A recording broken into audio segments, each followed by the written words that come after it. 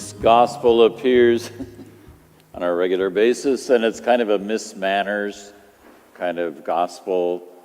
Jesus is wanting to make sure you don't, as his followers, embarrass yourselves by taking somebody else's place at a banquet. A very common mistake, right? Maybe all have had that experience. No, but you've been following his advice. That's why the back seats in churches are always filled. People are following this advice. Okay, I'm not supposed to sit up front. I'm supposed to go, Jesus said, go to the back, sit in the back, and then wait until I get called up to a better seat. I can just tell you, having sat at a lot of banquet tables, that's the worst seat in the house. You know, you're at a long table up there, everybody's watching you eat. You can only talk to the people on either side of you because you're looking out over the crowd. And you're stuck. All those talks that are going on, you think, no, if I was sitting in the back, we could be having a good time. And I could sneak out if it got really boring, but I don't think Jesus is really trying to be mismanners. I don't think it's just trying to advise you and I on how not to be embarrassed at banquets. It might seem that Jesus is aware that one of our human kind of predilections is to do self-advancement. We kind of push ourselves to the front. It sounds like that. He's noticing as he's sitting there at this table how people are kind of fighting to get a better spot. And that might be just kind of human nature, that we're fighting to get our little position. And so he's giving us some advice to work against human pride or our desire for self-advancement. So he's teaching us what to do in response to that. Follows a very ancient kind of pattern, which was when we had the 7 deadly sins and taught about that. There were the virtues that kind of counteracted each of those vices. So if the vice was pride, as we're hearing about in the gospel, then the virtue to work against that was humility. So figure out ways that you could be humble and that you needed to practice all the virtues. And if you practice the virtues, then those deadly vices wouldn't impact you as much. It could be that. That would make sense. But I'm wondering if the gospel writers, in remembering the stories Jesus told, put it in there for that reason. Again, I don't think they put it in there for mismanners and making sure that disciples were not embarrassed. I'm not sure if it got put in there because you and I tend to be full of pride and need to be reminded to be humble on occasion. Everything Jesus teaches has some teaching about the kingdom, some teaching about the good news that he brings. So what is that in today's mismanners gospel? Let me harbor a guess that Jesus' desire in the kingdom is to reach those people who feel like they don't belong. That's his concern. His concern is really not about the rich guy and who he invites to the banquet.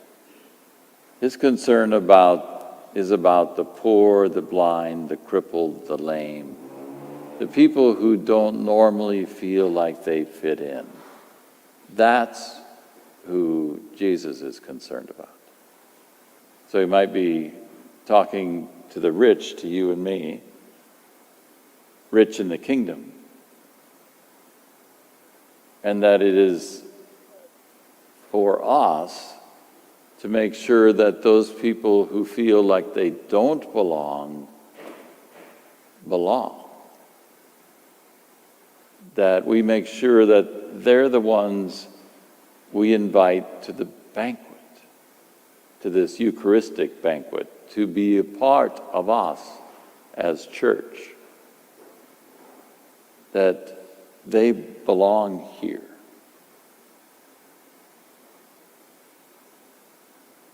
I'm not sure if you're familiar with Father Greg Boyle, who's been working in Los Angeles for about 30 years now, getting young men and women out of gangs.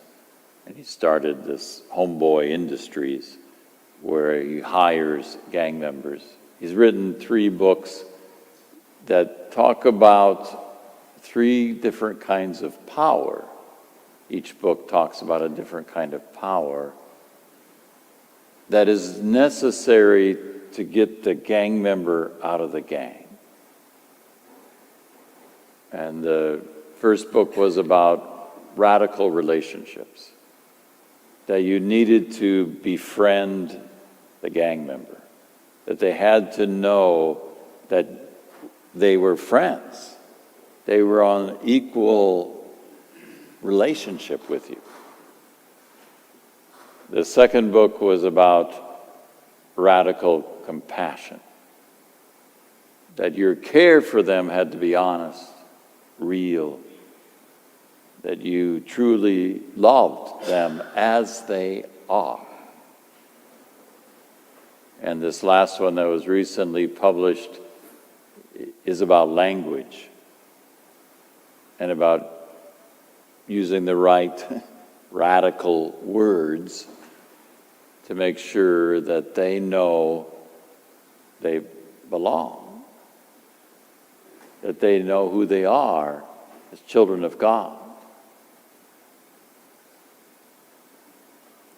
I think those 3 things that Father Boyle talks about with gang members are good advice for any time we're reaching out to those people who feel that they are on the fringe or are outcasts and that they don't belong with us.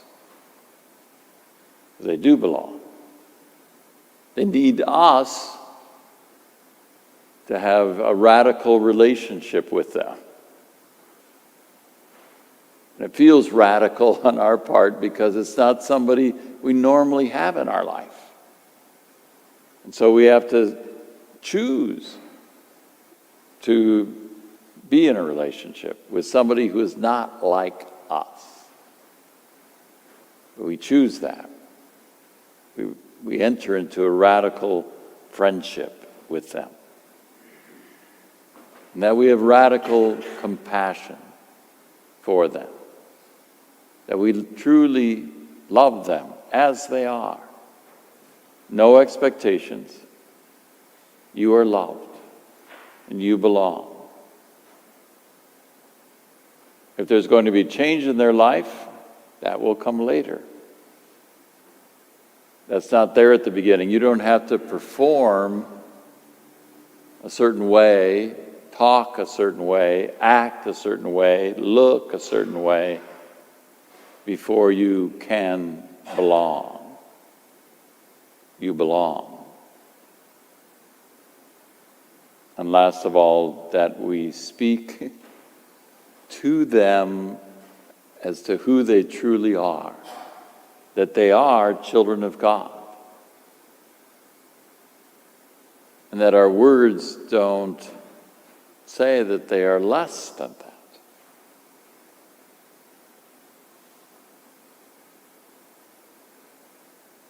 It is in that inviting them into the feast. The poor, the blind, the lame, the deaf, the outcasts of Jesus' day, inviting them into the wedding feast, into the banquet with us,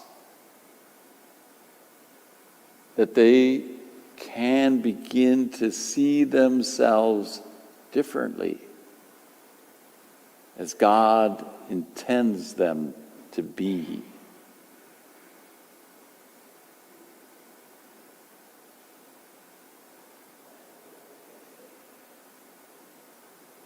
Is it possible for us to do that?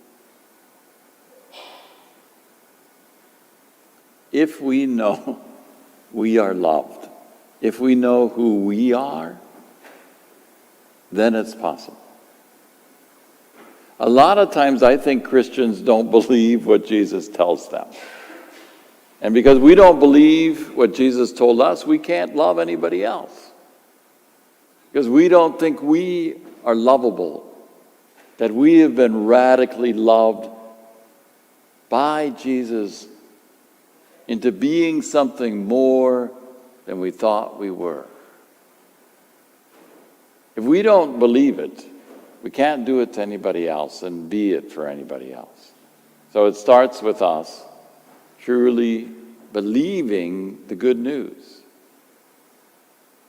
Do you believe the God of the universe came for you? And the God of the universe loves you so much, he died for you. He put himself on the cross to tell you how much he loved you, to save you.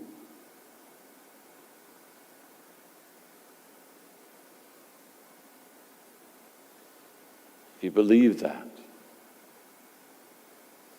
then it's not hard to reach out to someone who the world, our culture, considers an outcast,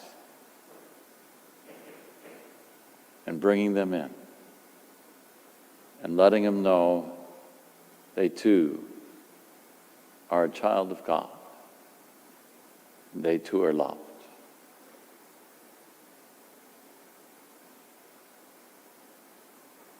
I think it's Jesus today in the gospel just encouraging us to do that, rather than being mismanners or rather than fighting against our prideful ways. Because he often talks about a banquet when he talks about the kingdom. We just have to realize who we are. We're the rich ones, filled with the riches of God's love. And we have a lot to share.